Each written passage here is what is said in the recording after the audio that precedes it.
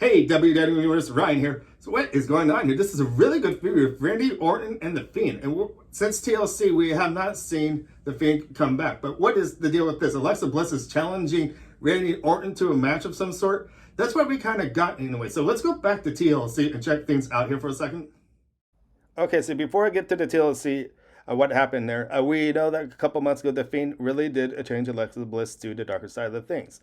And at this point, everybody thought Alexa would be this new sister Abigail. Maybe she is, maybe she's not, but she has the darker side to herself. And her best friend Nikki Cross also came to her aid to try to help her, but things did not go according to plan, according to Nikki. But Nikki's at the pitch for right now. What's going to happen other than Nikki Cross? We don't know.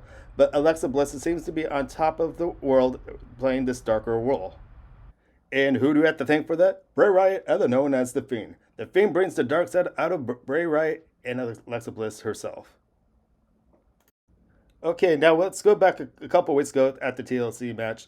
That match was pretty intense, I gotta say, it was called the Inferno match. Yes, in this Inferno match, you have to, the only way you can win is burning your opponent. Yeah, believe it or not, the last time that we actually had an Inferno match was a match between Kane and Undertaker. And that situation raised it to the height of a new level. I couldn't believe we could actually see a man on fire during the match. And that's exactly what happened in this match. Randy Orton and The Fiend facing each other. And believe it or not, Randy Orton came on top winning this match. And 2 weeks ago, after the TLC match on Monday Night Raw, there was no sign of The Fiend or Bray to be seen. But Alexa Bliss was out there ready to play with Randy Orton in the new Alexa Playground. So I guess this is her new talk show area. I really got to say this is well done how they did this, because she was on the swing. If you guys even noticed too, sometime during that show, it seems like the swing was still moving, like she was talking to somebody else. She wasn't talking directly to Randy Orton, I don't think. Because I know from time to time I saw her looking at the other swing. Of course, there's someone with her. I think the Fiend is still around in spirit. So what does this mean then? It means that Alexa at the same time was happy and creepy at the same time, talking to Randy Orton, her Alexa Playground. But the following week, which was last Monday then, things went a little more different. Randy Orton somehow found a Firefly Funhouse and destroyed it. And at the same time, Alexa was in the ring in her playground once again and didn't like what she was seeing and challenged Randy Orton to a match. So it has looks that Alexa Bliss has sent a gift to herself, finding inside what could be a lighter in gas. Why is the purpose? Well, she says to Randy Orton she wants to feel what the Fiend felt like at the TLC match. So she laid down and wanted Orton to burn her. Did he actually do it? No, he hesitated, of course, but she still yet poured gas all over the ring, well, part of the ring anyways, as you can see, and laid down waiting for Randy Orton to do, which is to light her up in fire like the Fiend. Randy Orton standing in the middle of the ring with Alexa Bliss being so confused as he is. What comes next is what Alexa pours gas on her, encouraging Randy Orton to even burn her up just like the Fiend.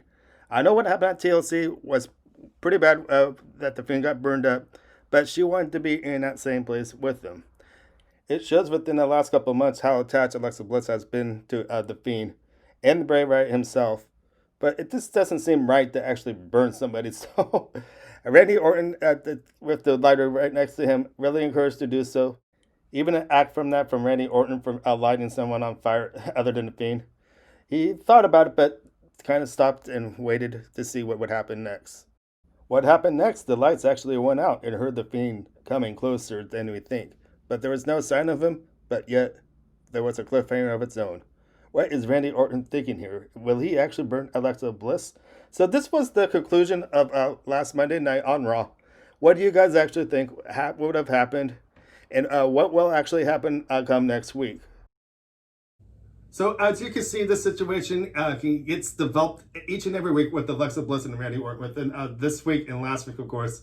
What's going to happen in this situation, it's hard to tell. I'm really excited to see what's going to happen come next week. Really, really good stories, I got to say, with this. I got to say, there's been crazier things, of course. We thought this was crazy. If you think about the past during the DX time, stuff like that, that's even more crazy than you can ever imagine. So anyways, I want to reach out to the WWE Universe, what you guys actually think about the story, how you actually like it, and where do you think the story might actually go. I trying to predict myself. I think they might carry this up for a couple weeks with Alexa Bliss. Maybe the Fiend will actually appear by closer when it gets closer to the Royal Rumble anyways. As you can see, I am really excited about this. The reason I'm really excited about this is because if you guys didn't know this part about me, one of my favorite wrestlers of all time is The Undertaker. And bring what The Undertaker did, bring the dark side and making those mind tricks of his own. Bray Wyatt and The Fiend actually have the same thing up their sleeves as well. So this is really clever what they're doing in the WWE with the Fiend, Bray Wyatt, and Alexa Bliss. And then in the mix of Randy Orton. Because we have seen these two in the past, like I was saying earlier, back a number of years ago. And now, since Randy Orton has never faced the Fiend, they're making this story even better. It seems like Randy Orton is on top of the Fiend, top of the world, I gotta say, because he is making a strong effect in the WWE. This is pretty incredible what Randy Orton's doing, especially for how long he's been in the business. He's been in this business for at least a good 20 years, I gotta say. During the DX time, since I even mentioned this as well too. So I want to start wrapping things up. You guys can see I could talk a whole lot about this story. I want to hear about you guys. Leave some comments down below. Tell me what you actually think and feel what's going to happen with this carrying on to next week as well. We're going into the new year, and I felt this was a perfect cliffhanger for ending the year of 2020 and entering the 2021 era of wrestling. So once again, I'm excited, as you can see. Hoping for a better year, of course, due to the pandemic and everything. But I want to start wrapping things up saying, my name is Ryan. Thank you for watching. Make sure to give us a thumbs up, subscribe, and I'll see you guys later for more wrestling talk. Bye. Let him in.